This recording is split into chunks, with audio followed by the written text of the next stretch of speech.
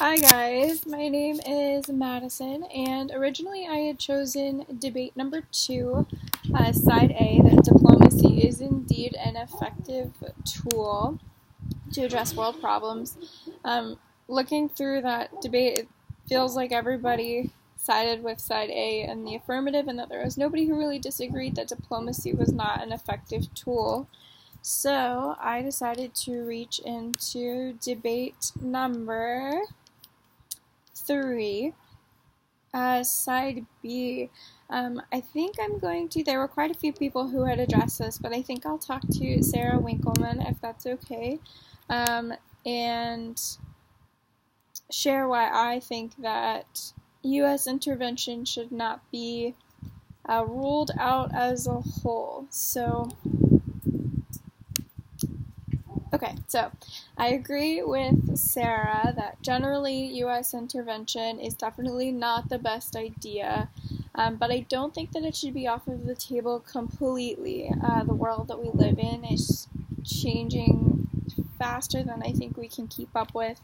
The United States as a world hegemon is not as we're not the leader that we used to be. So while I think that you're right, it's generally a bad idea, and there are lots of examples of where it's gone wrong.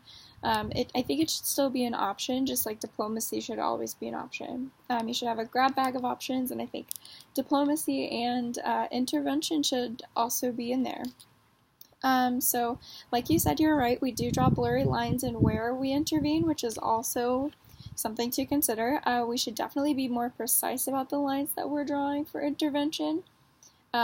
That should be, I think, in my opinion, restricted to human rights atrocities where they're ignored or overrun. I think we, as the world leader, should be protecting human rights in our intervention efforts. So, it's fiction to pretend that the most powerful nation could ever be truly neutral in foreign conflicts. So I don't think that we have the option of being neutral in any conflict that arises in any part of the world. So if we were to intervene in a war or in a conflict, we're giving our opinion, right? We're saying that we support one side, we're for one set of morals, or one set of ideals. And in the same way, if we're not getting involved, we're also allowing something to happen. So I think we're still giving our stamp of approval to it if it's something that we could fix or we could help and we choose not to. So the idea of neutrality is one that I struggle with. I don't think that we have that luxury. I wish we did, but I don't think that we do.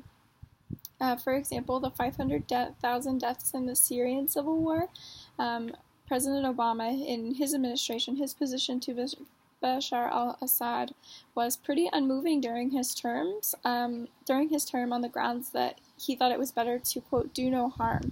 So I think this debate is twofold in asking, are we helping those in the places that need it, and are we serving our own troops and citizens and using our resources in other parts of the world? So those are questions to ask ourselves with intervention.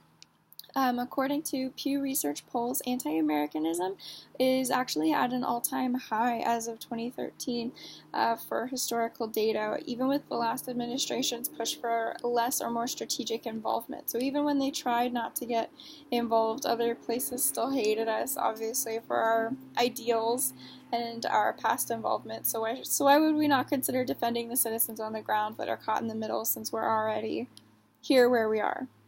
Can't put the genie back in the bottle.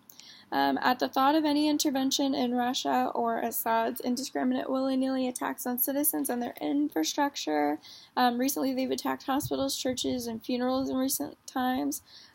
Any of those, of course, come with the accusations of warmongering, and I would also like to say there are definitely warmongers out there. I'm not defending any of them. They're definitely trigger-happy people making decisions, but I also think that blanketing the United States to be unable to be involved or to assist where it might be beneficial is a dangerous table to set. I also think it's totally a different argument to widely apply the skepticism that ties our hands when others are completely free to do as they want in our place. So if other people are going to do whatever they want, we should at least be defending something in some cases, right? So human agency and citizens themselves are definitely a capable force. I think that there are lots of cases where weaker countries would definitely welcome our aid and our efforts.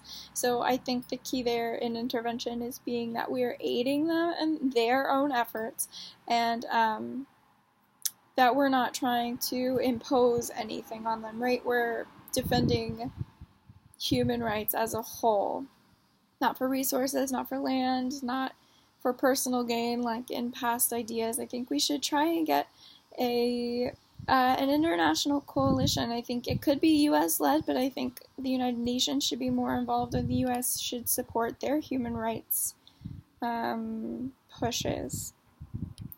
So I think there are moral values to be upheld in protecting innocent lives, as well as basic strategic plot points that we should be considering in any conflict. ISIS is a huge mess. Don't want to touch that. It's definitely a mistake. Iraq, definitely a mistake. Nobody's defending those. But I think that there are examples of the U.S. having helped citizens, like Turkey and Saudi Arabia. They wouldn't have been able to lessen the ISIS hold without our help. Again, there are definitely arguments that our help in the beginning is what caused this, but can't put the genie back in the bottle. On the other end of this, we could try and clean up some of that mess, and I think we could be helpful there. Overall, I do just think that it's fiction that the most powerful nation in the world could be truly neutral in any foreign conflict, because when we act, we decide, and when we don't, we also decide, and I think neutrality is a farce. So I think we live in an age of anti-refugee sentiment, mass killings, and growing authoritarianism. And I think us being justice bearers, we should aim to avoid complicity, because I don't think that we can afford that.